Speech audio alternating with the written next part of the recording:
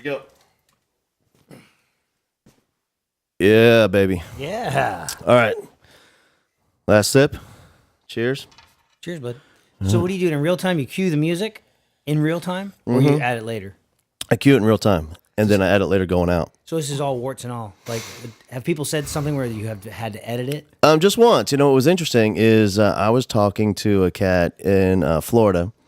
We're doing the Skype, and a teacher came in. He was in his classroom, and his teacher came in, and she didn't realize what we were doing. Yeah. And he said, "Hey, I'm talking to Hal Bowman. Remember from Teacher Go? I went to their school goes, thing. Oh my God! No, she said no. She was. She said, "Oh, well, yeah, I remember him. Hey, cool. Hey," and she waved to me and I went, "Hey." And then they got to talking about. She said, "Can I just interrupt for one thing? Like we're doing an interview, right?" And she had to tell him something, and so the content of what they were speaking about was very funny, but they did have to call me the next day. He was like, "Bro, is there any way can you edit that out?" I was like, yeah.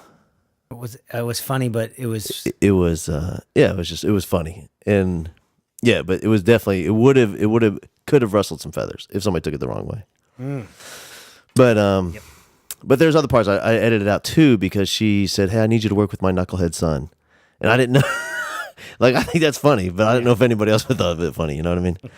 All right, so dude, you are here in Houston, Rich Redmond here in Houston, and you left Nashville at what time?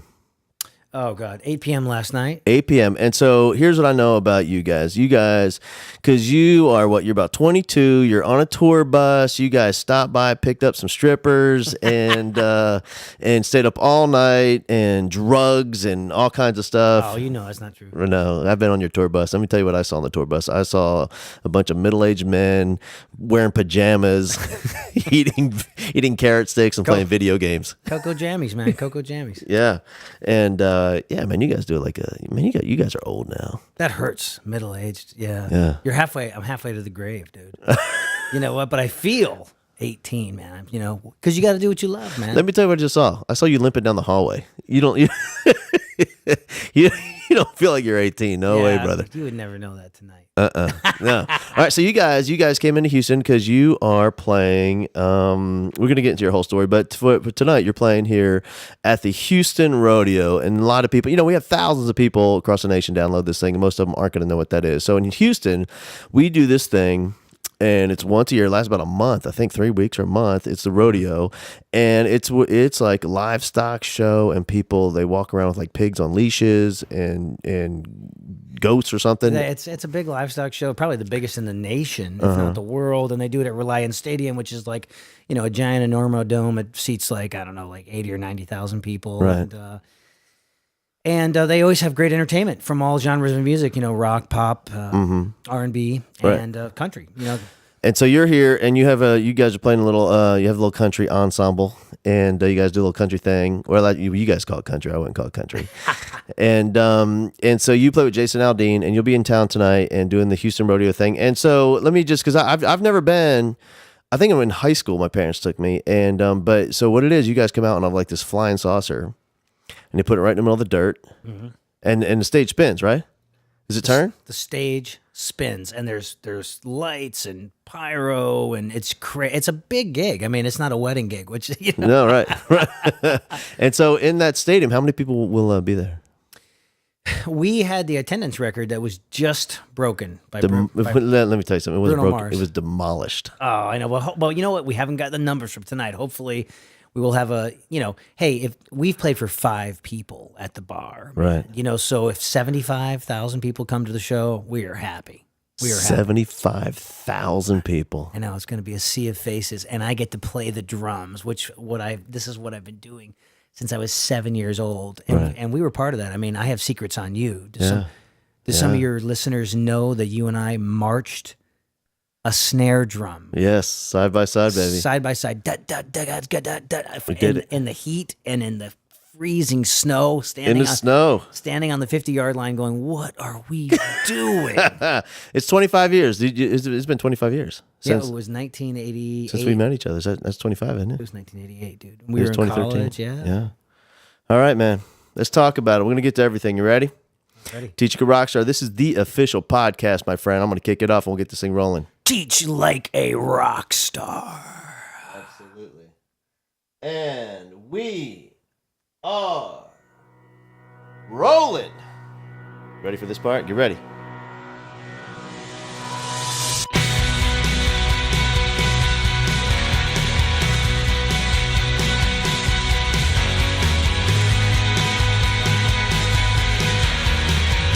Yes.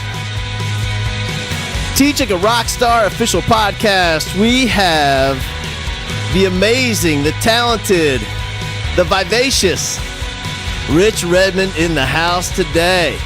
And we are going to talk about all things music business. We're going to talk about dreams. We're going to talk about lifestyle. We're going to talk about education, commitment. We're going to talk about what it takes to realize, to help our students realize all those goals and how we help our kids and model what it looks like to set goals for our kids.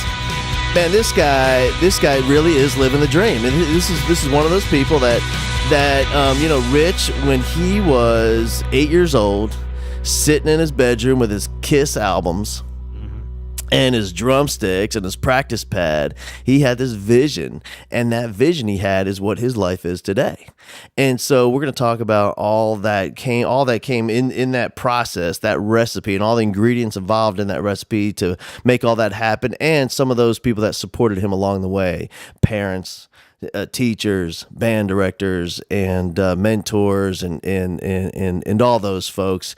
So, Rich, brother, welcome, man. Glad you're on the show. Pal, how are you? I'm gonna shake it. It's always good to shake your hand. Yeah, 25 years, my man. I know we're giving away secrets, man. Yeah, this is and so look at you. I see some gray coming out in your hair. I got gray coming out in my beard.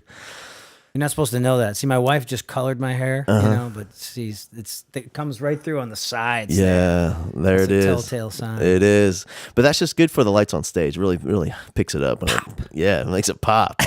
All right, so brother, you are in town. You have a little show tonight here at the Reliant. What's it called? Reliant Stadium, Houston, Texas. Yeah, and playing with Jason Aldean and the boys, and on the Flying Saucer right there in the middle of the dirt field. Yep. And 75,000 of your closest friends are coming out tonight. And I tell you, it was right there for those of you in Houston. Rich and I picked them up there at Kirby and McNee, and we were coming down Kirby heading for the 610 South Loop, and standing right there at the corner, there's a little family, and I bet, and there's the daughters with them. They're going to the rodeo. It's spring break, so kids are out of school, and she's probably what would you say, 16, 15, 16? Yeah. And she looks in my car window, and she gets her glitter fingernail points right there, and I can see her say, "Oh my God, that's Rich Redmond." Famous, baby. That's funny, man. I know. But I mean, people know you. I mean, I'm sure that stuff happens all the time. It's great to be the guy behind the guy. I've made a living for, I guess I went. What's the definition of going pro? Like when you start making money playing your instrument? I think making a living. Making a living, yeah. So I was, let's see, it was probably like 1993 or so. I started making good enough money to be able to pay all the bills. Yeah. And it's been a crazy ride, man. But that was my goal, was to sustain myself, because the music business is a tough one, man. As most people would gather, it's highly competitive, and most people would do it for free. Yeah. And the music business has really changed in the last 10 years. It's even tougher. Most musicians do it for free. Yeah. Or at a loss, I would say. Most, I think, do it at a loss. I would say 0.01% of the people that play a musical instrument get to do it every single day. Yeah. So gratitude, a lot of gratitude there. And, we were talking earlier, I think that's where teachers can come in and really drive home that message to younger people. And no age is too young where you could start telling kids, look, at whatever you want to do with your life, you can do. You just have to have a vision for yourself and follow through on that every day by being persistent and working on whatever makes you happy every single day. Yeah. Let's talk about that, bro, because you started out and you signed up for beginner band. That's where it starts, I know. Yeah. And did you pick the drums right from the get go? Totally. You know, I was living in Milford, Connecticut. I'm originally from New England, and so there it starts early, 4th grade, right? well, you know, this was pre-band. This was you know, I was just kind of hitting everything in sight. A lot of restless energy. And I think my dad always wanted to be a drummer. He was kind of a closet drummer, and he said, "Hey, do you want to play drums?" And I said, "Yeah." So he took me down to the Milford Percussion and Guitar Workshop, which is, you know, one of these little corner offices with 2 teachers, a drum teacher and a guitar teacher. And I got my little blue sparkle snare drum, and my teacher, Jack Berge, said, "Hey, you know, you have a lot of you have some affinity for this. You have some natural talent." And we started doing all the normal stuff. So by the time my dad got a job transfer and we moved to El Paso, Texas in 1981, and I signed up for the band in 5th grade, I was already a little bit ahead because I knew some of the basics, and then I just kept building on that. Yeah. And so when you moved to El Paso, you fed into what high school? That was Hanks High School. Hanks High School. Hanks High School, yeah. I'm not familiar with that. I knew about Coronado and the other ones. Well, there's Hanks and there's Eastwood. That was the big rivalry. And, you know, I'm sure that they have more money now, but we didn't have a lot of money back then. I mean, we had those, you know, Slingerland 15-inch snare drums with the leg, with the sling, the nylon strap. Come Slingerland for a reason, right? Yeah, and so you came in at 5th grade, and so you're a little bit ahead. And so when I started playing, I was in New Jersey, and I too had the Blue Sparkle drum kit, my set of Paramounts, and I was just starting 4th grade was beginning band, 4th and 5th, and so you move in down in 5th grade, and then you go to junior high.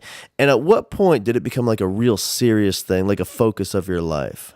I remember the turning point. You remember the VJs on MTV? You had Martha Quinn, you had JJ Jackson. Right, and the blonde guy, what was his name? There was Mark the curly head guy, right? And there was Nina Blackwood. Right. And then who was the blonde guy? These guys are still on VH1 Classic, I believe. They've had to go to a station, and they call it Classic. But this was the turning point, was MTV. And I think there was 2 acts. There was Van Halen's record, 1984, and then there was the band The Police, who came out with a groundbreaking record called Synchronicity. Yeah. And then I knew to myself, I had caught the bug. I had the bug, and I said to myself, this is what's happening. This is what I'm going to do for the rest of my life. That's interesting, those 2 drummers, because they're so different. Stylistically different, yeah. And you know, Alex Van Halen is kind of an underrated drummer. He always kind of was in the spotlight. He was in the shadow of his brother, Eddie. And then you had Stuart Copeland, who was always in the shadow of Sting, but both kind of very eclectic styles. For sure, yeah. Yeah, and for me, I think Stuart Copeland, he had more of like a technician, you know, a lot of that hi-hat work. And he was an Army brat, so he was always traveling the world and soaking up musical influences. Isn't it true, like his dad was started went to Australia to start like whatever their version of the CIA or something like that? Oh yeah, something like that. And his brother's a big music mogul, like a manager. Oh yeah, his brother got into the money side of the business. Hey, speaking of Van Halen, I just heard a recent interview with David Lee Roth. Get this, man. He said they were talking about how they feel like they didn't have the big money period because they came before the big money period of music, and there's big money and then there's no money. And so they came from, he said, like right now on royalties, if somebody buys a record, he gets on some of the albums, on the first few albums, he gets 6 cents, and the next few albums he gets 8 cents.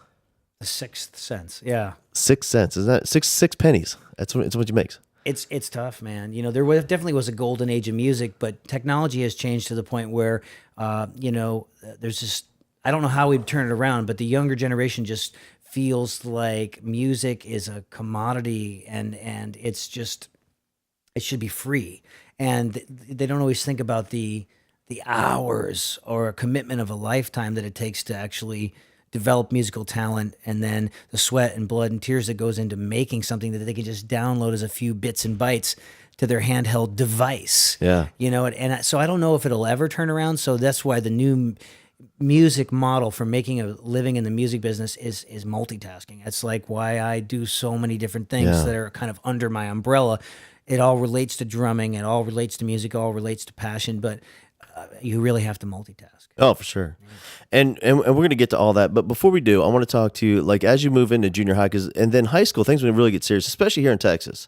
That's where music really starts, because we have a lot of contests and solo and ensemble, and we have all region and all state and all that stuff. Would you say it's the best state in the United States for, I would say, for music education? I would say, man, that's a tough thing because since I did it for so long, and I'm a product of it. However, on the flip side, here's what I see a lot of. I see a lot of amazing programs with hundreds of kids in band, and I'll tell you what I see. I see 90 freshmen every year, and I see 27 seniors. Oh, so they're dropping out because we're burning them out, bro. Because we're putting the demands, the planets on the marching field, and we're you know what I mean. We're doing these works, and we're burning them out because of the demands. And if you want to compete at that level, and I remember, I'm not saying perform at that level. I'm saying if you want to compete musically at that level, like with these bands, I mean, everybody's taking a private lesson. There's sectionals Tuesdays and Thursdays. There's band till from 3 to 6, and you know what I mean. I remember being up at 5 a.m. and out the door, and then you were on the field before the sun rose. Yep. And you were practicing, and then at lunch I practiced, and then after school there was the personal practice I had to do, and of course the drum section. The drum section was always rehearsing. Yeah. It was a major commitment, and maybe that's why. I mean, I was a pretty good kid, but I never had time to get into trouble, And it gave me an outlet for my creativity and my determination. It helped me. Yeah. That's the thing, man. I always tell parents, they say, what's the key? Well, there is no key, but one of the big ones is get your kid involved. It doesn't matter what it is. Art club, chess, debate, get them acting, off the video football, games, man. Band, whatever. Find them something they can get and be a part of and commit to and learn. And for me, whether it's athletics or band or acting, whatever, just great vehicles for so many things that they're just not going to learn sitting in the math class. Which I need. No, don't get me wrong. I mean, they need the content, but they also need so much other things. And part of being a team and persevering and perfecting something. Teamwork. And the commitment and all that goes into it. So in high school, you did you participate in all that competitive stuff, solo and ensemble, and all region band, and did it? Yeah, and I did every trying to get a 1 on your solo. Yeah, I did all the. I think I was in the Texas All-State Band like 2 years in a row, my junior and senior year. For what? For drum set? It was for All-State concert band. Concert band. Yeah, which is really great because I tell my young drummer friends, I say, there really is. You really can benefit from playing in an orchestra and learning classical music. And then you can apply all those techniques to playing rock and roll or funk or jazz music or even country music, you know? So, it was great. I definitely learned about time management and setting goals and being persistent and all those things in high school. And that set me up for college. And my dad was the type of guy that was like, there was never a doubt. It was just like, that was the expectation when you're going to college. Yeah. Right. And I was like, well, what am I going to, you're going to major in music, and right. which is that's what you love. That's what I love. That's what you do. Yeah. So I'll tell you what, man, that brings up a point because we on this podcast, it seems like it comes up every time is like this challenge of kids to go to school. Because if you think about it, like you and I grew up in homes where there's no talk about whether or not you're going to college. It's not even a discussion. You go. Yeah. You don't. It's a matter of when, and well, not when, but where. Where are you going? That's the only question. Yeah. And so, if you think about it, if you don't have that, if no one's talking to you about college, can you imagine the monumental undertaking it would be take for some kid with no parental support coming from El Paso, Texas, who loves drums? And let's say you didn't have your parents, just had a different set of parents. Yeah. That didn't talk to you about drumming, didn't talk to you about music and following what you love and going to school and learning and bettering yourself. They didn't, or goals, nothing.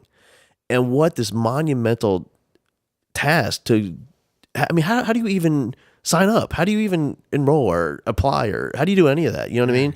And I think we really underestimate how this an obstacle going to college almost really is for most kids.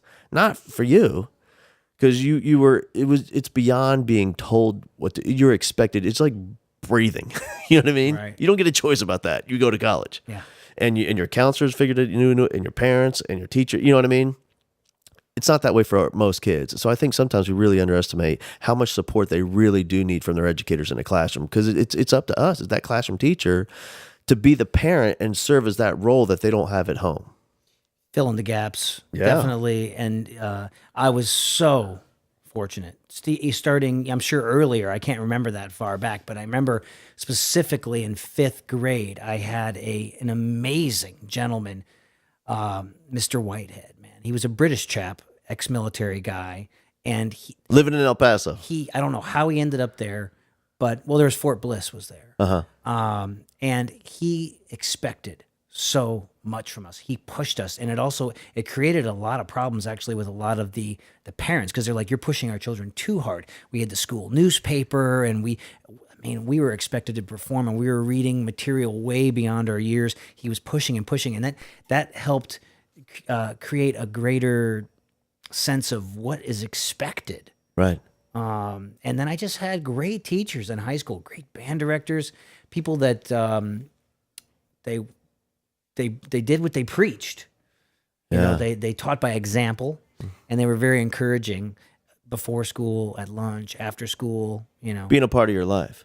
Exactly. Yeah. Yeah, man. And so you had it all in high school in terms of support, but even beyond that, you know, I think you know, you're the kind of guy that you were born with whatever that in your DNA, man, wrapped up in your double helix of wanting to be better. And I think it's part because, one, you're passionate about music and passionate about percussion, but also just passionate about becoming better, you know, and being great at something. And so when you couple that with a supporting environment and great teachers, yeah, and you know, I mean, it's a win-win. Oh my goodness. How do you reach the kids though? See, because I have some experience as a classroom teacher. When I went to Nashville for the first 5 years, when I was filling in the gaps with trying to, you know, chase that music dream, I did some substitute teaching. Yeah. And I got to be right on the front lines. How do you reach the kids that aren't passionate about anything? Baby, that's in the trenches. I mean, that's deep. And, you know, God forbid one of the teachers wouldn't leave a lesson plan. And then, and then you're like going to the other teachers, and I'm like, what am I doing today? Are we watching like PBS videos all day long? What are we doing? Right. Yeah, but how do you reach the kids who don't seem to be passionate about anything? Yeah, that's a good question, man. And here's what I always, you know, this is, you know, I got to tell you, man, I'm not great at a lot of stuff. There's a few things I'm great at, and one tiny little thing, but makes for me is this huge impact for my kids that I've had over the years, is I'm just absolutely relentless in terms of trying to make a difference in that kid's life. And you know what they do? They roll their eyes and they kick the door and they throw their pencil and storm out and give me the finger or whatever. You know what? Doesn't even, not even 1% of me, not one little cell of mine is affected in any way. And they come back and I shake their hand, high five, hug them at the door. Wow, man, so glad you came back. Come on in, man. And I'm just relentless every day, because here's the thing. I believe the kid's passionate about something. They either not telling you, or they don't want to admit it, Right. or maybe they're right on the edge of figuring it out. But so in just terms of support and love and acceptance and showing that kid and showing them what it looks like to be appreciative of what they have in life right now. You know what I mean? So every day, just relentless. And eventually you break them. Here's the thing. Maybe not, but you know what? Maybe down the line. I don't care. Maybe down the way. Because here's the way I look at it. Man, I'm glad you brought this up. Man, I used to have this game when I was growing up, and it was I think it was called like Break the Camel's Back or something like that. And what it was a camel. And it had wheels on the feet. And between the two humps, oh man, I wish I could come up with that. I know there's a name for that camel with the two humps. I wish I could. What's it called? Oh, it'll come to me. And there's this basket would hang, right? And you have to take these straw and put straw in the basket. And then and there was a hinge right there that you couldn't see because the camel would go like this, right? And the feet would get further apart and further apart and further apart. And then like the person who drops the last straw in, the thing would, you know, totally crack, you know what I mean? And fall apart. And so here's the thing. When I'm working with kids, like those kinds of kids, where I don't feel like or see any evidence of me getting in and working, what I'm thinking, I'm just putting straw in the basket, man. I'm putting more straw and more straw and more straw. And eventually, it might be 3 years from now, 5 years, somebody's going to say something to that kid, and the kid's going to crack, and he's going to realize, oh my gosh, that's what it is. You're investing. Exactly. And here's the thing. That's why I'm relentless, because I know maybe they said one tiny thing, but if it wasn't for me putting all that straw in there for 9 months of that kid's life, that one thing would have never happened. It wouldn't have done it. It would just been one more piece of straw. Mm-hmm. I'm the one who set it all up.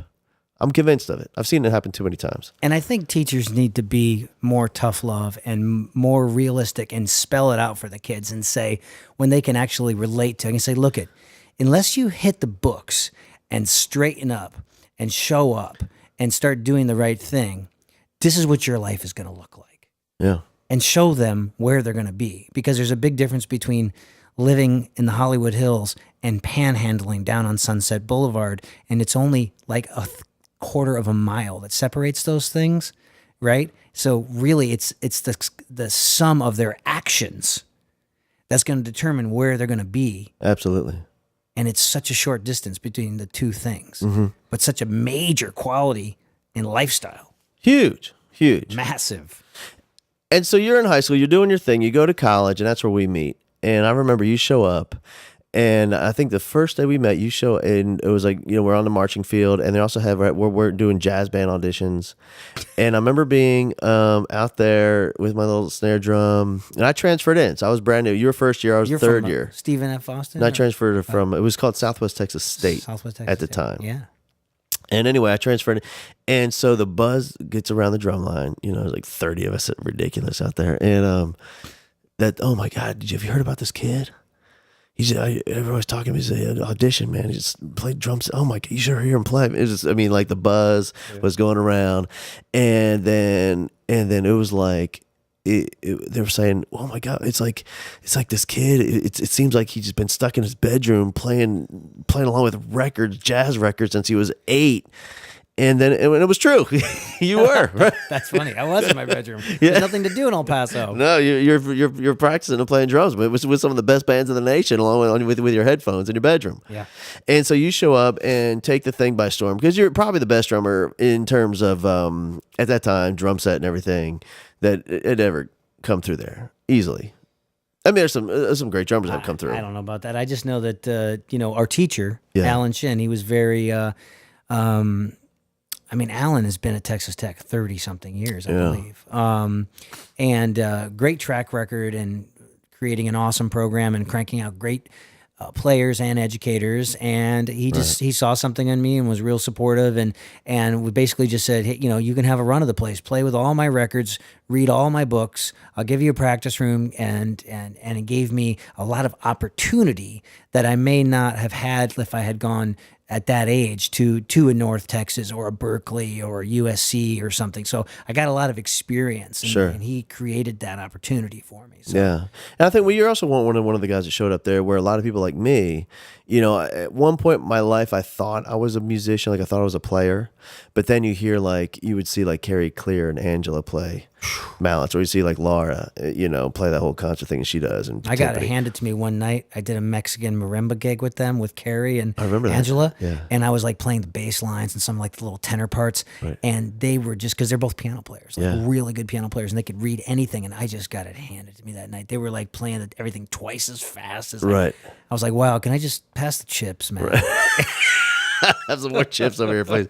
Yeah, and so that between them and you playing drum set, that's when you kind of like reality hits. Like, you know what?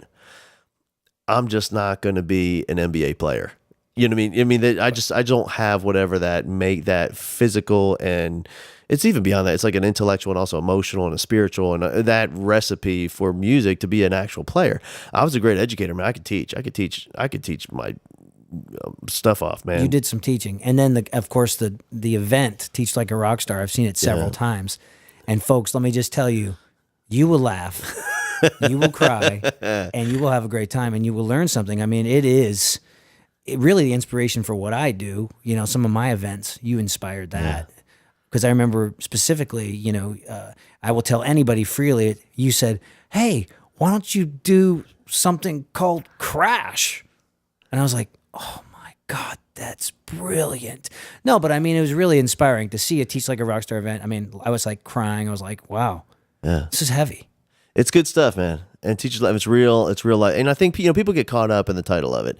And I know a lot of people. I know for a fact, like a lot of people don't come because it's called Teaching a Rockstar, and they think it's like gimmicky. We're going to stand on chairs and play air guitar along or something. They don't really. But man, it's about real teaching, about real results, research based, results driven teaching that works for kids. And so really kind of so you do your thing. You're the performer, on stage, and you're still doing the drum thing. I do the performer on stage, and my vehicle happens to be voice and me and stories the and message and the the hours, message. right? Yeah, man, it's 6 hours, bell to bell, baby. And all right, so you're a tech, man, and you're doing your thing. You end up going to North Texas. You play in the famous, often infamous 1 o'clock jazz band there, and you get on the road and you start seeing the world playing with the 1 o'clock, and then it's time to make a living. You graduate, master's degree. You also did student teaching in there, if I remember right. I had a student teach at Lubbock High School, where Buddy Holly went to high school, and also Natalie Maines, who was the lead singer in the Dixie Chicks.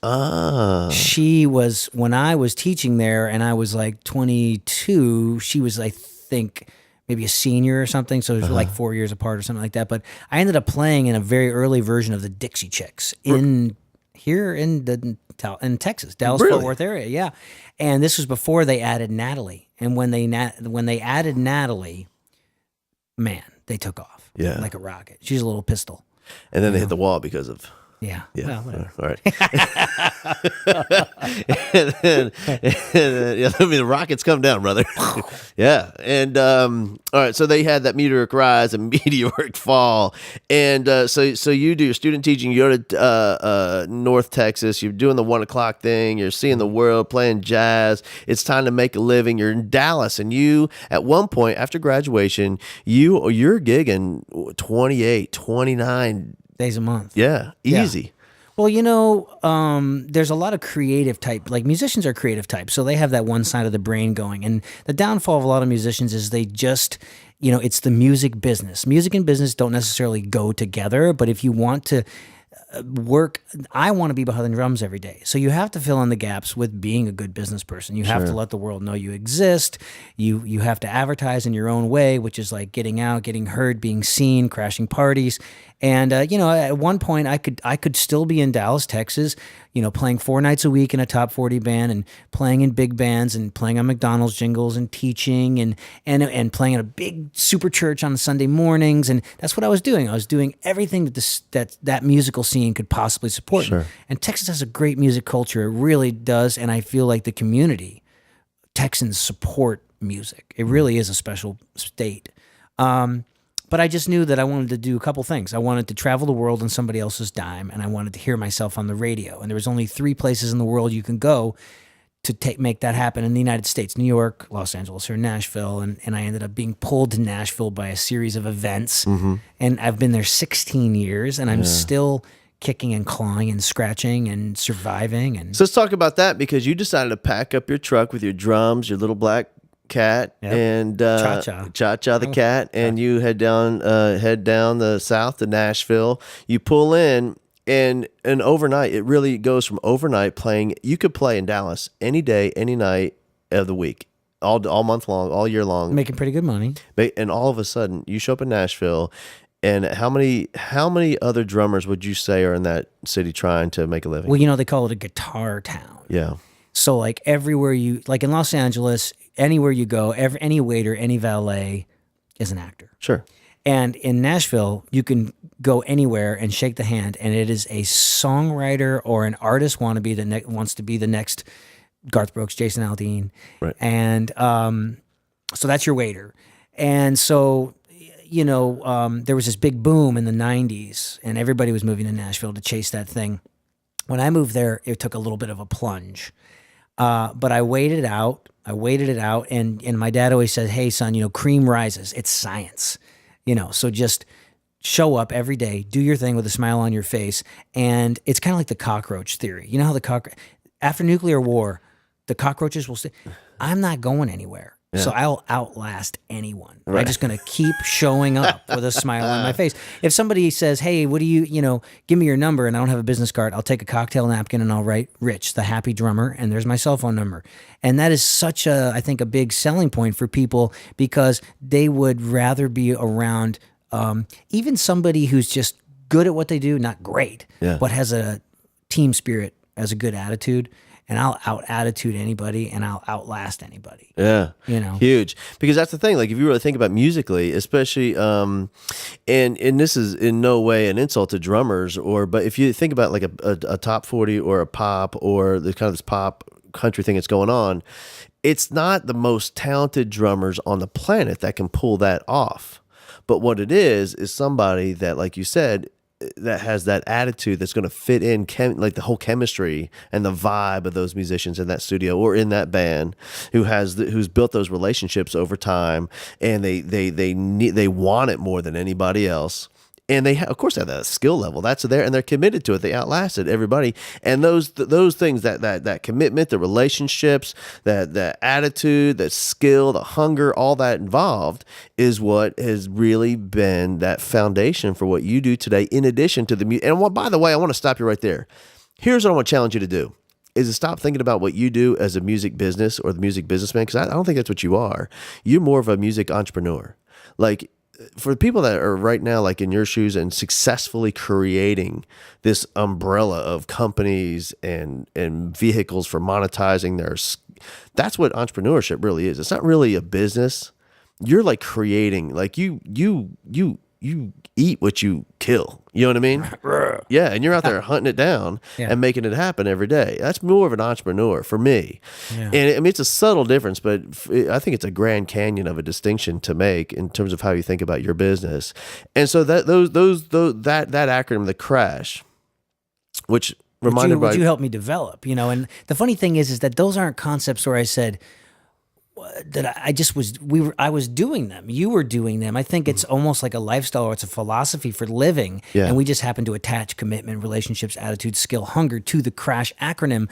And it's really fun. Like, it's catching on. People will come to events and they'll be like, wow, that's easy to remember. And it really does have meaning, and it's impacted me. And hopefully it's, I get all ages and, at my events, and it's great to see parents get something out of it, or the grandparent, or somebody that doesn't know anything about music. They can go, wow, I can go be a better teacher, or a businessman, or a pastor, or whatever. Yeah, exactly. These are universal, fundamental, foundation of life type ingredients that, and what I love about it is, man, the evidence of it working is standing right before them on stage. Because this is the most challenging business on the planet. Sure, there's been some lucky stories, but I'm talking about for somebody who comes from, not small, but, a relatively small town. Just surviving. Remote, in El Paso, goes to college in Lubbock, and then, go and like you said, is there to outlast everybody, out-attitude everybody, out-relationship anybody, you know what I mean? Yeah. And there's living proof in the most challenging business that there is on the planet to really make it. And there they are standing on stage as evidence of this philosophy for life works. So now your life today is, sure, I mean, you do a lot of dates with Aldine around the nation, and that's kind of a regular thing. But in addition to that, you also are producing. And tell us about Thompson Square. Yeah, there's a wonderful husband and wife act called Thompson Square, and they're probably on their 5th or 6th single. We just finished producing their 2nd record, but in 2011, they had the most played single on radio. It was called Are You Gonna Kiss Me or Not? And I have a production company. It's a full-service music production company with my best friends that you'll also find in all the Aldine videos, and on stage with us every night, Kurt Allison on guitar, Tully Kennedy on bass. And I have survived over 3 presidencies with these guys in my life, so a lot of things have come and gone, but our commitment to each other, we've used our friendship as we mix business and pleasure, and people say, don't do that. We're living proof that it does work. If you choose your running mates, smartly. Is that right, teachers? Smartly? You're looking at the wrong guy, brother. If you're really careful about choosing who you spend all your time with, really, because you can judge a man by his friends, right? Yeah. So we or what I used to tell my students, you can see who you'll be in a few years by looking at who you hang out with. Yeah. There you go. It's really true.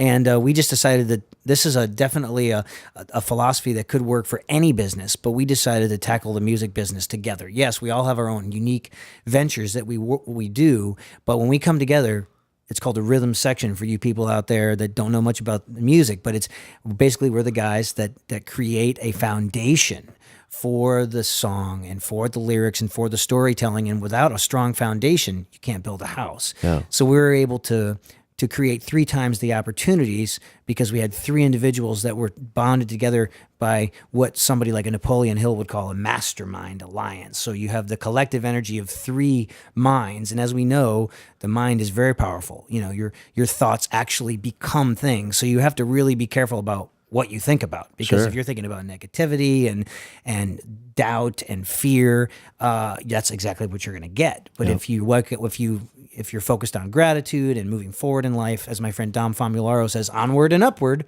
you know, if you're focused on those things, that's what you're going to get. So yeah, we have a production company called New Voice Entertainment, and you know, we've produced about 10 acts over the years, and Thompson Square that's our kind of like our shining example of what happens. Poster child for the when everything comes together. And we have a young lady named Lindsay L, who's this awesome, you know, beautiful, talented guitar slinger chick who's kind of have a product coming out. And our 4th partner, David Fanning, is just a wonderful artist. He's going to have a record coming out. He's good, bro. He's great. Yeah. So and also, don't forget my boys. Parmalee. Yeah. You got the Parmalee boys are out there. They're on their 2nd single. They have a song called Carolina. I love that tune. Yeah. And yeah, so we just are just having a really, really great time making music with each other. And you're making music. You're also doing some songwriting. You have a deal there. You're working on trying to pump out songs. And every day in Nashville, when you're not on the road, you're playing in somebody's session. You're on a record. And if you could guess, just try to take a guess on if you had to grab a number out of the air on how many how many songs you've played on. Ooh, songs is a better number. Yeah. How many songs? Yeah, because a lot of times you'll play. Because everybody will come to town, they'll come to Nashville with this dream of recording, to physically manifesting their melodies or their songs. Yeah. And sometimes I'll end up with a truck driver, a 20-year career truck driver will call me and say, hey man, I got your number, I got these 10 songs. I've been waiting my whole life to record them. Can you put a band together? And yes, I'll do that. For sure. And sometimes it won't see the light of day, but that person, you can change their life because now he has a little record that he can give to all his friends and family and his colleagues. So, you know, what we do sometimes on a typical day in Nashville, we do in a 3-hour period, we can record 5 songs. So it's like 35 minutes a song or 33 minutes a song or something like that. Yeah. Is that right, teachers? Just to add it up. Right. And then on a great day, you can do that 3 times. So you're playing 15 songs a day. And I've been in Nashville 16 years. Now that doesn't happen every day, but we're talking thousands and thousands. What would you guess if you had to put a number? Take a guess. I don't know, man. Less than 10? Oh, but definitely over 10,000 songs. Over 10,000 songs. Easy. Oh yeah. And you know what? There's only 12 notes on the piano, and there's only like 10 songs that have ever been written, and we just kind of keep regurgitating those songs. Yeah, you know. Yeah, and so here's my recommendation before we move on and finish this thing up. Here's my recommendation to really understand Rich, and this is what I always tell people. And the first video to watch is you have to YouTube and search Rich and find the one. And I think it was on Vimeo, actually, maybe, where you re-recorded a song for somebody. Oh, yeah. That's an amazing. In fact, my wife has shared that with some of her NIA instructor friends, because what they do is I don't know if she's told you about this, but what they do is they do this choreography for this fitness dance type thing that they do. And they have a thing where they put it in with what they call bars, which is essentially a sort of creating measures and moves. Counts. What they're going to do. Right, yeah. And I almost did a gig with her. Right, and it looks very similar to your shorthand. And so she sent that out to all these, and everybody is just blown away because at the end you one take this thing, And Got lucky. I don't know. After playing 10,000 practices, so that's a great video. But here's the other thing I want people to do is to really understand this passion that you bring to the table, and because your profession just happens to be music and playing the drums, but it doesn't matter what anybody's profession is. But here's what I recommend to people, because I heard you say when you play, you're not playing for those ladies 5 deep in the front rows. Those are the expensive tickets. Yeah, those are easy ones. You know what? You can put anybody up there and they're going to be happy. They're already true believers. But that dude that you talk about that his girlfriend drug him to that show. He didn't even care. Didn't even want to be there. And all it cost him $85. Right? That's who I have to make a true believer. Yeah. And so you're playing for that one guy, half a mile away up there in the rafters, two rows from the back. He's bumping his head on that steel girder thing up there, and to watch somebody play for that guy. And so here's what I tell people: go find a Richard playing live and turn the volume all the way down. Don't listen to it. Just watch. Right. Because you can see the expression and you can see the commitment that's involved in playing that piece of music on that night. And I'm sure you've played it probably 300 times already, but that's the first time he's going to hear it. So that's the first time you're playing it for him. So it renews this energy in you, and to see the sweat and the passion and the years for 34 years now, whatever it's been. Right. Ouch. Yeah, that you've been playing and trying and perfecting this thing all goes into that performance for that guy. Well, yeah. It's an amazing thing to watch, and so you have to turn off the music because now you can really get acute with what you're seeing visually and really think and process it. Idea. Check it out, man. You should do it for yourself. It's really funny. You might impress yourself. A moral of the story is no matter what your line of work is, never mail it in. You can't afford to ever mail it in because you're cheating your customers, you're cheating your students, and that's the one time that somebody very influential, a gatekeeper, a decision maker, somebody that can make a difference in your life and all the people in your lives that can make a difference. That person is going to witness you mailing it in, not giving 100%. Yeah. And even if you have the flu and the show must go on. It's show business, right? And life is, Shakespeare says life is a stage. All of life is a stage. Yeah. So I just try to never mail it in. Never. No, man. And even I, it's this Teach a Good Rockstar thing. I've done over 300 of these now, and I can tell you, coming down the elevator, we'll set up the room, get everything ready. I go up, eat 7:30 a.m. and I'm coming down the elevator, and it's like 7:55, and it's coming down. Thing starts at 8, and I'm telling you, man, as the elevator comes down to that first floor, I can feel it welling up inside me, and people see, I'll get on the stage and I'll sweat and I'll cry and I'll do my thing and I'll get it in like. Yeah, this is number 343 times I've done this. You've done it so many times. But you know what, man? It still wells up. I'm still moved because I know, like you said, these teachers are going to go back and they're going to stand before they've accepted the honor and privilege of standing before their children every day in that classroom. And I want them to see what it looks like to absolutely commit every cell of me is consumed with that performance for those teachers. I don't want them to see, because they're going to go back and share that with their kids who are now going to take it out in whatever they do in their lives. It's all kind of this paying it forward thing, which brings us here. Fine, let's wrap it up, man. Talk about this crash thing, because this thing, this is something we've talked about for years. And again, and now it's like an overnight success, but it's really not, because we've worked on it for years, but you know how people think. 8 years. Yeah, right. Yeah. And 7 years, maybe. Yeah, and I remember the first time we talked about it. It was in Beaumont, past Beaumont, maybe. You came out to see us at the racetrack. Was it like here? Or? No, it was like in Beaumont, somewhere. Yeah, we were. I was saying, man, I really want to get into doing educational events because I have something to say. On my instrument, I want to share my experience with people. Yeah. And you said, well, why don't you do something different instead of doing the 90-minute drum solo, any questions out the back door in a limo thing? And I said, that's a great idea. So we use as an acronym, as a springboard. And now I've written about the article in Modern Drummer magazine, a bunch of online magazines, and people are recognizing it as just like a bona fide, wow, kind of like a rule for living that crosses But it's fun because I talk about commitment. I show people what commitment looks like.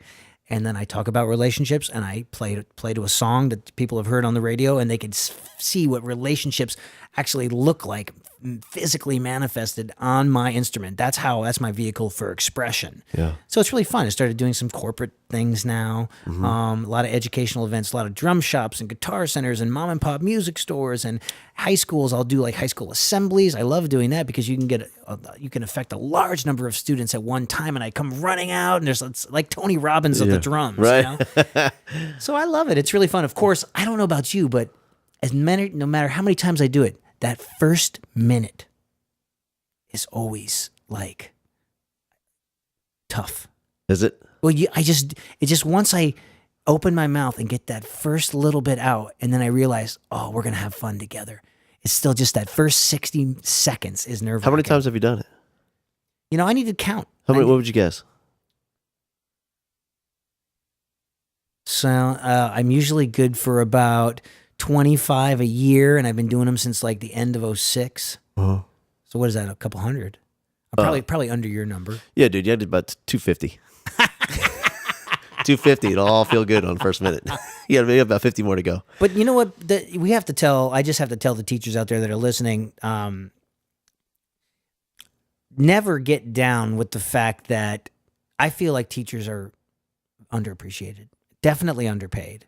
But I just want to let you guys know that you have the most important job on the face of the planet. Here's what I always tell people. Just wrap your head around this. Just this one thing. It's the one profession that teaches all of the other professions. That's right. Oh my God. It's mind-boggling. It starts there. Yeah. So not only is it an honor, but it's a massive responsibility. Huge.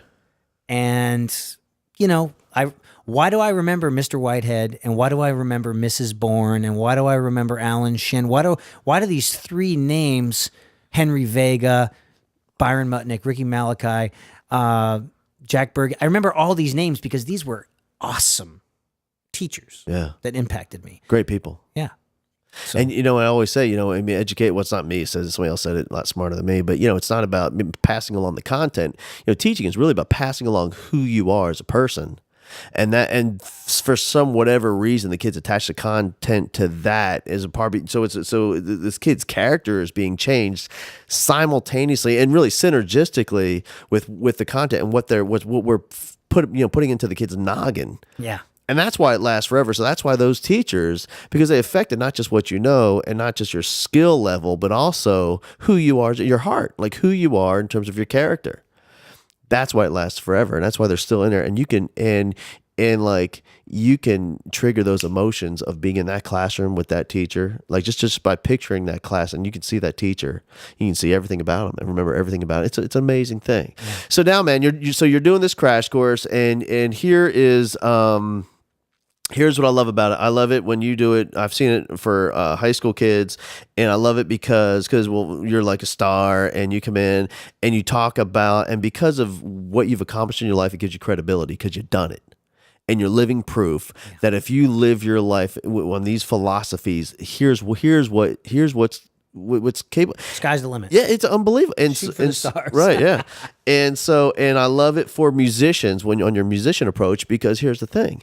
You're right, in the typical music workshop, somebody, whether it's guitar, bass, drums, whatever, somebody's going to come in and play an unbelievable amount of notes in unbelievable patterns that you will never, they're just virtuoso in that way. But that ain't gonna get you a gig, brother. What do you do with that skill? Man? Right. Yeah. So what I love about it is it's the only workshop I've ever seen that brings real life. Here's really why people hire you. I don't know when the last time you heard that on the top 40 record. Right. Casey Kasem wasn't like, check out these scales. No. Now, you gotta know your scales. Obviously, you gotta have the skill set. But what are you going to do to practically apply your knowledge and be able to do it regularly? Right. And here's the most exciting thing for me is how right now this crash course thing for you is like it is the concepts are so universal and so applicable to everything. So now you moved into this corporate world, and corporations are hiring you to come in and you set up the drums and the lights and the screens and and everything. You got the backdrop and so these major, Fortune 500, really Fortune 50, really, corporations are hiring you to come in and talk to their executives and their salespeople and everybody about these ideas of being committed and the relationships and the attitude to bring to work every day and not just work but their life and their personal level of skill and bettering themselves and the hunger and man, it's just so exciting to see somebody who's taken what they've done and is living proof and in the music business as a music entrepreneur and now can help people apply that outside of music and in their personal lives and in their corporate lives as well. Thanks, brother, man. Yeah, it's beautiful, baby. I think everybody needs a little. If everybody does the same thing day in and day out, sometimes you can get a little downtrodden, and it's a little bit like Groundhog Day. But so occasionally, people need just to be they need to be shaken up and just a little dose of motivation. And I just do that naturally. I'm the perfect chamois guy, man. I would do that. Yeah. I tell you what, I've got that on my bucket list. A lot of people don't know this, but sometime before there was a guy I was in the Kroger shopping, and there's a guy he's got a fancy slicer and dicer thing. And he's got the head thing, and he's got a little, and he's calling people over. You're giving away free samples. I thought, you know what? Before I'm done on this planet, I promise you, I'm going to do that. You know what? You'd be perfect. I can't wait. You'd be the perfect pitch man. And maybe that's why you and I have had these synergy. It takes effort to keep in touch for 30 years. I don't keep in touch with a lot of people. Nah. But I think it comes from a lot of respect. I have massive respect for you and what you do. And I think you're changing lives. And just loving you, brother. Appreciate it, man. Dude, I can't thank you enough. I know you're a busy cat. We're going to get you back to the Reliance Stadium so you and the boys can get you don't do anything, man. You're going to go back and have a buffet. And what do you got? Well, they have pretty good catering there at Reliance Stadium. But when in Rome, that's my philosophy. Right. I'm in Texas. I got to get a taco, man. You're going to right. This far south. It'd be barbecue a little bit north of here, but this far south, it's taco, baby. I've taco had time. enough barbecue for 5 men's lives. Yeah. Rich Redmond, everybody. Thanks, Check everyone. him out, man. I appreciate you, man. Go to richredmond.com. Great new website. You just updated it about 6 months ago, and it's fantastic. And you can see all that he has going on there with his production, on the road, his clinics for musicians, his crash course for students and corporations. And also check him out on YouTube. He's all over the internet, Twitter, Facebook. Become one of his 500,000 closest, most intimate, personal Facebook friends. I will always respond to every message. Yeah, absolutely. Yeah. And man, I appreciate you so much. And dude, it's 25, 30 years it's been thing. And dude, you're an amazing guy doing amazing things for people on the planet. And I love you, brother. Appreciate you being here. Love you. TeachLikeARockstar.com. Thanks, all man. Right. Out. Oh, it was easy, bro.